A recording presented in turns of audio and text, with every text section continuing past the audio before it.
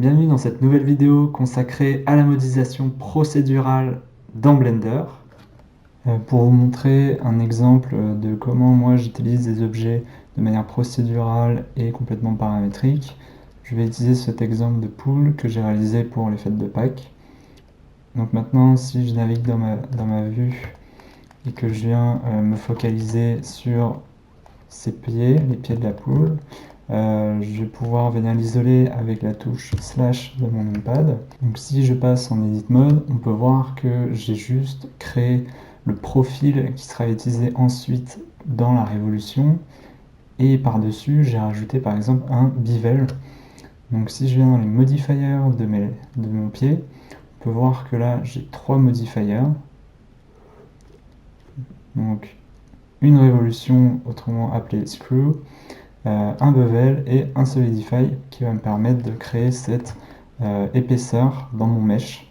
Donc si je me mets en mode wireframe, on peut voir que c'est quand même assez clean et j'utilise en permanence ce système de modeling pour tous mes objets. Donc si je repasse sur la pool globale en appuyant sur slash, je vais pouvoir venir comme ça, venir créer des objets complètement paramétriques, comme par exemple cet objet. Donc si je l'isole, donc on peut voir que je pars d'un plane, ensuite j'applique un bevel, mais mon bevel là vient de créer énormément de segments pour vraiment arrondir ma forme de base qui était très low poly.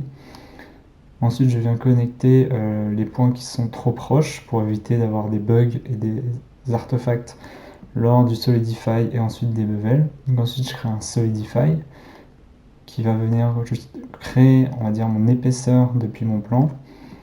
Un premier bevel généré avec ce modifier, puis par-dessus un second bevel pour venir lisser un peu les arêtes, et enfin un weighting normal pour venir générer des normales en fonction des opérateurs précédents.